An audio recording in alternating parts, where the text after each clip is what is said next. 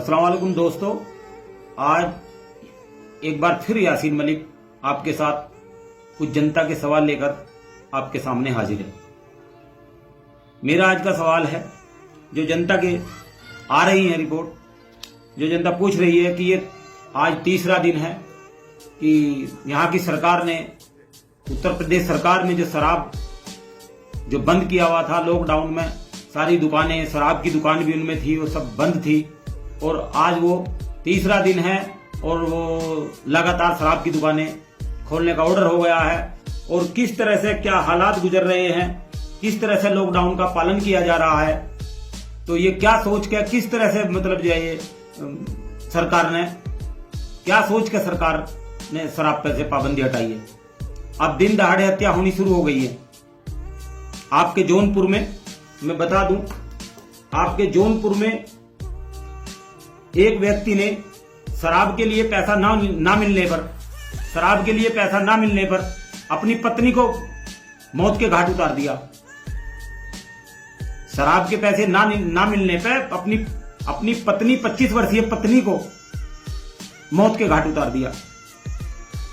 अब क्या होगा इसका? उसका तो घर का नाश हो गया। इसी तरह से कोई अपना अनाज बेच के शराब की लाइन में लगा है। कोई अपने घर में क्या झगड़ा कर रहा है, शराब के लिए पैसा नहीं है घरों में। पैसा किसके पास है? पैसा सब खत्म हो लिया।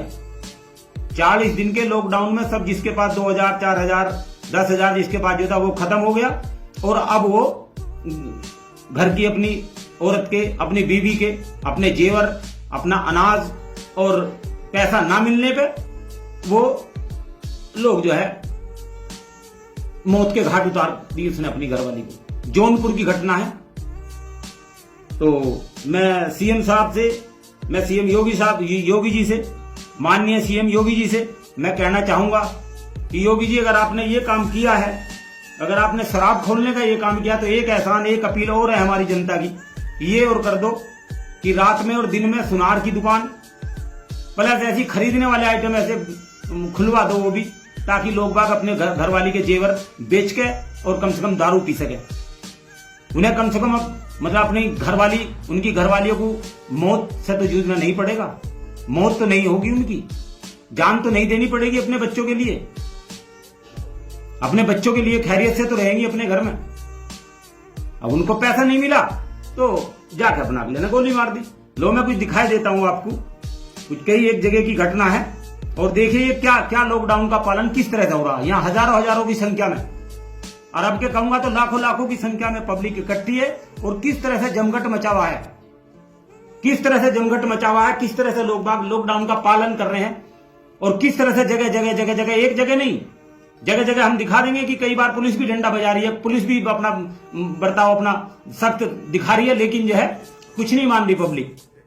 जगह लाइनें लगी हैं। आज भी हम कहीं मतलब जो है गए थे और वहां से आए हैं तो रास्ते में देखा कि जगह आधा किलोमीटर तक की लाइनें लगी हैं। तो क्या सोच के सरकार ने यह फैसला लिया और किस तरह से इसको क्या समझ के मतलब शराबबंदी पे से पाबंदी हटाई है? क्या इसी के लिए सारा व्यवस्था खराब हो रही थी? शराब खोलने से ही सारी व्यवस्था ठीक हो जाएगी? दारू पीकर कोई काम ठीक किया है आज तक किसी ने? एक तो लोग परेशान और उस पर से दारू खुलना। दारू पी के वो क्या सही काम करेंगे? दारू पी के आके घर में हंगामा नहीं करेंगे क्या? बजाय मेहरबानी के, अगर ये लॉकडाउन चल रहा है, अगर अब तक लोग ठीक हैं, जो दारू पीने वाले थे वो भी दारू कुछ मतलब बहुत ठीक परिवार चल रहे हैं उनके भी विचारों के नहीं। अब ये दारू पी के फिर दोबारा नया ड्रामा। जो आदमी एक पौवा पीने वाला था वो 10 पौवे जेब में लगा के ला रहा है। 10 पौवे पी के वो क्या करेगा? वो मरेगा, जिएगा, क्या है ये? कोरोना से नहीं मरेंगे तो दारू पी के मरेंगे। अब इसको क्या नाम देगी मीडिया? मैं मीडिया बंधुओं से भी कहना चाहता हूं कि जो वो मीडिया जो भक्त बनी बैठी है और जो जगह कोरोना बम और ये जमाती और मरकज, अब कहां गई वो मीडिया? अब दिखाई नहीं दे रहा उनको? ये लाखों आदमी जो एक जगह इकट्ठे होकर झुंड के झुंड बनाकर जो लाइनों में लगे हैं, झुंड के झुंड बनाकर जो मतलब जो है सड़कों पे भीड़ मचा रखी है, तो अब इसके लिए मीडिया चुप बैठ गई? इसके लिए मीडिया को दिखाई नहीं दे रहा? क्या मीडिया सवाल नहीं कर सकती सरकार से? ये सोशल मीडिया के माध्यम से हमारे पास आ रही हैं। ये देखिए आप, मैं दिखाई देता हूं अभी एक जगह की आपको। ये देखिए आप इसको देखिए, गौर से देखिए जरा, देखिए गौर से देखिए जरा।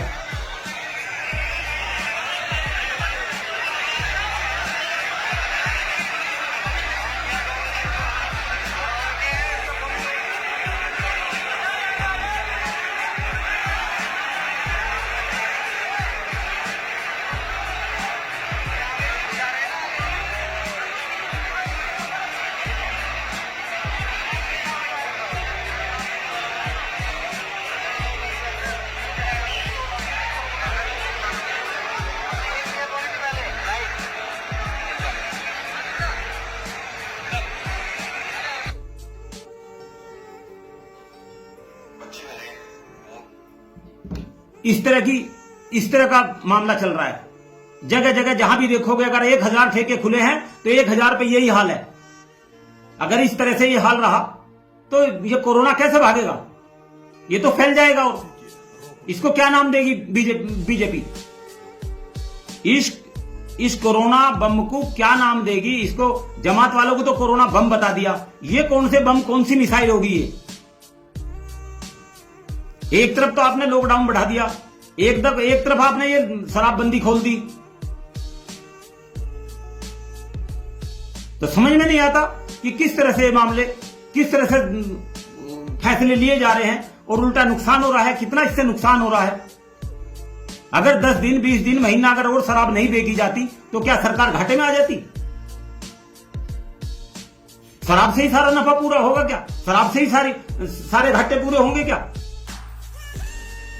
देखिए आप बाहर निकलकर रिपोर्ट लीजिए। ये मीडिया बंधु चुप है बिल्कुल। मीडिया आपसे कोई सवाल नहीं करना चाहती। मीडिया आपसे कोई सवाल नहीं करना चाहती। मैं चाहता हूं कि ये जगह जगह हजारों की तादाद में जो झुंड के झुंड बनाए शराब की खरीदारी के लिए जो कोरोना बम ये घूम रहे हैं, इनका क्या करोगे? मैं पूछना चाहता हूं सरकार से। ये नई बीमारी पैदा कर दी, रोकिए इसको। अगर हो सके तो इसको कुछ दिन और करिए। पूरी पब्लिक, पूरा भारतवर्ष कोरोना में सरकार का साथ दे रहा है। घर से बाहर नहीं निकल रहा है। जो आपने जितनी जहां छूट दे रखी है उतना जा रहा है। पुलिस ने भी खूब अंत की तार ली। जगह जगह लोगों के खूब डंडे बरसा लिए और उनके पीठ छित का लड़के अब व्यक्ति जो है सब लोग जो अपने घरों में बैठे हैं बेचारे। तो आप देखिए कि अब शराब के लिए वहां वो शराब पियेंगे और घर में आकर उत्पात मचाएंगे, या रास्तों में कई एक्सीडेंट होंगे और दुनिया भर की गाड़ियां रास्ते में खड़ी हैं। किसी ने कहीं खड़ी लगा के अपना शराब खरीद रहा है और कोई कहीं लगा कर शराब खरीद रहा है। जब पाबंदी आपने खोल दी तो फिर उसमें पुलिस प्रशासन भी क्या करेगा? पुलिस प्रशासन तो जाकर वह ड्यूटी और लगाएगा। भाई कोई बदतमीजी ना करे, कोई गड़बड़ ना करे, कोई झगड़ा ना करे। लेकिन इतनी पब्लिक को पुलिस प्रशासन कहां थामेगा? देखिए आप, मैंने दिखाया है जो आपको। ये ऐसी दो चार वीडियो में और दिखा सकता हूं आपको, क्योंकि ये अपनी जो अंधभक्त मीडिया है ये तो दिखाएगी नहीं। ये तो चुप बैठ गए। इन्हें तो पालघर दिखाई दे रहा था। पालघर के सिवा कुछ नहीं दिखाई दिया। इन्हें जमाती दिखाई दे रहे थे।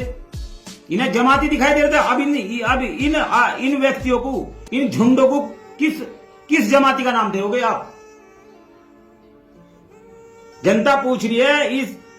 ये जो झुंड के झुंड शराब खरीद रहे हैं, क्या ये जमाती आदमी हैं? क्या ये जमात के लोग हैं? इनमें एक भी आदमी आपको जमात का आदमी नहीं मिलेगा। कोई टोपी वाला, कोई दाढ़ी वाला नहीं मिलेगा। और इसके बाद मैं एक और बता दूं, अपनी अपील कर लूं अपने मुस्लिम भाइयों से। मैं एक अपील है, मेरी गुजारिश है, हाथ जोड़ के मेरी अपील है सभी मेरे छोटे बड़े बुजुर्गों से और भाइयों से कि अब की बार हम ईद पे अपने नए कपड़े नहीं पहनेंगे, नए कपड़े नहीं बनाएंगे, कोई जूते चप्पल नहीं खरीदेंगे। हमारी मस्जिदें बंद हैं, हम अपने घरों में नमाज पढ़ रहे हैं, तो हम जो है अपनी ईद की नमाज अपनी घर पे पढ़ेंगे और अपने सादे पुराने कपड़ों में अपनी नमाज पढ़ेंगे, अपनी ईद मनाएंगे। मैं अपने सभी मुसलमान भाइयों से ये अपील करना चाहता हूं कि कोई भी आदमी, कोई भी मेरा बड़ा छोटा, मेरी माताएं बहनें कोई भी बाजार में ना जाए, कोई भी खरीदारी करने के लिए कोई ना जाए। अब इनको देखने दो। अब भाई ये कोरोना बम, इन्हें कोरोना बम बताते हैं, कोरोना परमाणु बम बताते हैं, या इन्हें कोई मिसाइल का नाम देते हैं। अब देखते हैं मीडिया वाले इनको क्या नाम देते हैं। हम चुपचाप अपने घरों में बैठे हैं, हम कहीं नहीं निकल रहे। और हमारी गुजारिश है कि हम अपनी शादी ईद अपने घरों में मनाएंगे। कोई नया कपड़ा, कोई नई चूड़ी, कोई नई चप्पल, किसी भी तरह का कोई खरीदारी, मैं सभी मुस्लिम बहनों से, अपने भाइयों से, अपने बुजुर्गों से मैं ये रिक्वेस्ट करता हूं, ये अपील करता हूं हाथ जोड़कर कि किसी भी तरह की कोई खरीदारी ईद पर ना करें। बस, बहुत बहुत धन्यवाद, शुक्रिया। मैं फिर आपके सामने फिर दोबारा हाजिर होऊंगा। कुछ मुद्दे और भी हैं और मैं दोबारा से हाजिर होऊंगा। और इस पे मैं तो चाहता हूं कि सरकार इस पे थोड़ा सा निगरानी करे। और मैं ये अपील करूंगा कि इस तरह का फैसला जो सरकार ने लिया है वो क्या सोच के लिया है, तो ये सरकार देखे। अब सरकार देखे कि ये क्या किस जगह शराब के ठेकों पे किस तरह का ये क्या बवाल हो रहा है। और ये बढ़ेगा बवाल, कम नहीं होगा। अभी शुरुआत है, 3 दिन हुए हैं, तीन दिन में इतना हंगामा मच रहा है।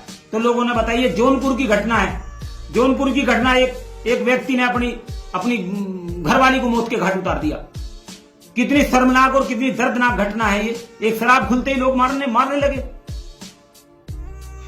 शराब बंद होने से इतनी शांति हो रही थी कि भाई लोग बाग अपने चैन से कम से कम घरों में तो बैठे थे। पर ठीक है, जो भी हमारे मुख्यमंत्री योगी जी ने फैसला लिया होगा तो कुछ सोच समझ के लिया होगा। अब देखिए, सरकार से यही सवाल है जनता का कि ऐसे फैसले लें ताकि जनता का भला हो, जनता का बुरा ना हो। वो बेचारे कोरोना से नहीं मरेंगे, और वो मार दी उसने तो अपनी घरवाली। वो कोरोना से नहीं मरे, लेकिन जो है वो उसके आदमी ने उसके गोली मार दी।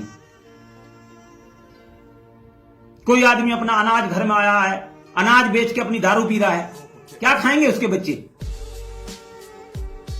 पूरा साल क्या खाएंगे उसके बच्चे? एक पूरे साल में ये अनाज हुआ और वो अनाज बेच के अपना दारू पीने में लग गया। और घरवाली को मारा उसने भी, लेकिन उसने मौत के घाट नहीं उतारा, उसने उसकी पिटाई ऐसे करी। और उसके बाद में जो है उसने अनाज बेचा घर का और फिर दारू पी के आया। और दारू पीने के बाद और ज्यादा बजाया। फिर मोहल्ले के लोग इकट्ठे हुए, उन्होंने उसे रोका, बचाई उस बेचारी को, भाई क्यों मार रहा है। तो मैं तो यही कहूंगा सरकार से, मेरी सरकार से भी हाथ जोड़ के अपील है। और बस इन्हीं बातों के साथ मैं अपनी बात खत्म करता हूं।